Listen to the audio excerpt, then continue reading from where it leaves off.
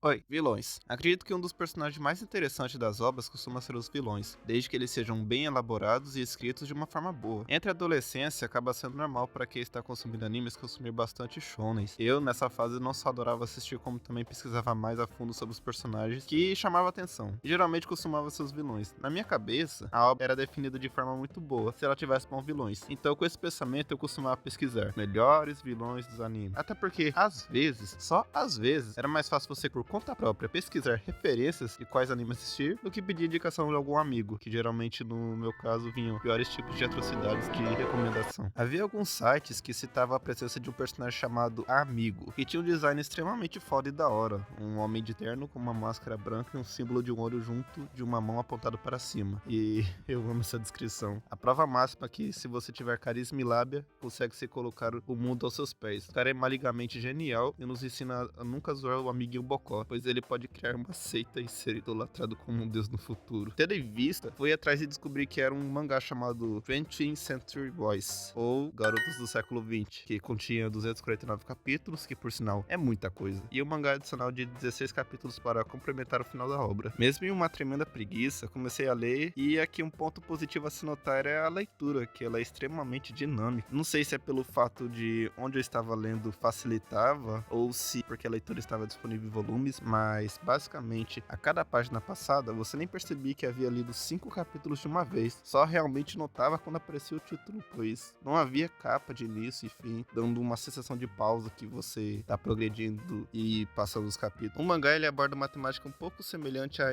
Stranger Things, sei lá. Eite a coisa. No quesito que tem um grupo de crianças que são amigos, possuem o costume de se reunir e fazer as coisas juntas. E futuramente, na vida adulta, mesmo que cada um esteja em seu devido canto, eles se reúnem em prol de algum problema corrente que circula aquele grupo. Mas no caso desse mangá, o problema em si não é só com o grupo, e sim também com o mundo. O protagonista dessa história é Kenji Endo, um rapaz até então que mora com sua mãe e cuida do mercadinho do seu pai, que anteriormente era uma loja de cachaça e licores. Basicamente, sua mãe não gosta muito da ideia dele estar com uma franquia de mercado ao invés da loja do seu falecido pai. Até porque a situação financeira deles não está das melhores. E para ajudar, ainda tem que cuidar da sua sobrinha enquanto trabalha, porque absolutamente do nada a sua irmã acaba implorando para que ele cuide de sua filha e desaparece. No mesmo momento, aparece a polícia no mercadinho, perguntando para a dele de um professor universitário. Até porque Kenji ele faz essa entrega para algum desses clientes fiéis, e um desses clientes é o tal professor. A polícia fala que o professor desapareceu misteriosamente, como também a sua família toda. E Kenji fica puto porque havia entregado caixas de cerveja e eles não chegaram nem a pagar, e mesmo assim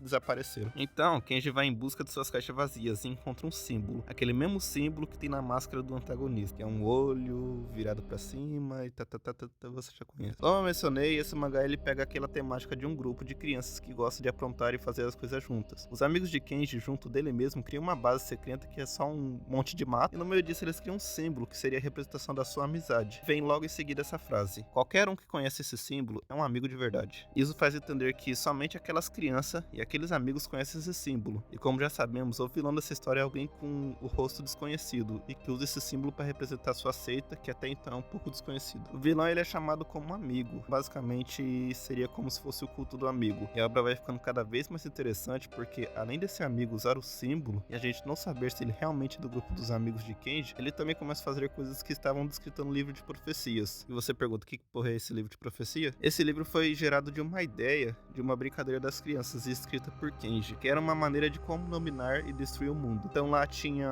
um robô de 1 milhão de toneladas e muitos metros, uma arma laser, um vírus mortal que mata as pessoas em uma rede social de vídeos curtos que faz lavagem cerebral em você e faz com que você fique viciado dias e dias e dias naquilo sem perceber o que está em volta. Tirando a parte da rede social, as coisas que estão prescritas no livro começam de fato a acontecer, então você precisa saber que, os personagens estão na fase adulta, então faz mais de 30 anos que foi escrito as profecias, então dificilmente alguém vai lembrar do fato de que aconteceu no passado. E 2, assim como você não deve se lembrar de alguns amigos de infância e de escola, é bem normal que os personagens não se lembrem de quem fazia parte do grupo, até porque é muita gente. A história começa nessa caça ao rato. Ao mesmo tempo que o mundo está sendo dominado e destruído, nós não sabemos quem e o que está fazendo isso, além de não saber quem realmente é o amigo, ou quem é nosso amigo. Parece que quanto mais a história passa, os personagens eles avançam um passo e o vilão avança 5, então cada momento que vai passando as coisas vão ficando extremamente mais catastróficas e desafiadoras. Bom, eu expliquei um pouco do capítulo 1 porque tudo que é apresentado logo no primeiro capítulo realmente está presente na história e tem um peso e uma trama por trás daquilo. Não é o elemento jogado no nada para que futuramente você esqueça e finja que nem aconteceu, né não, Jojo? A palavra amiga é um tanto usada nessa história que ela vira banal. Ela pesa tanto no conceito de quem você vê como um amigo, como também o fato de chamar qualquer pessoa de amigo. O seu líder, a sua figura de motivação, são seus amigos? Às vezes, precisamos nos atentar em qualquer líder ou figura de autoridade que tem um alto cargo e poder e nos questionar a verdadeira figura que está atrás daquilo. Não devemos nos dar poder ou autoridade a qualquer maluco que esteja no topo. Vivemos diversos momentos históricos onde grandes figurações chegaram ao topo,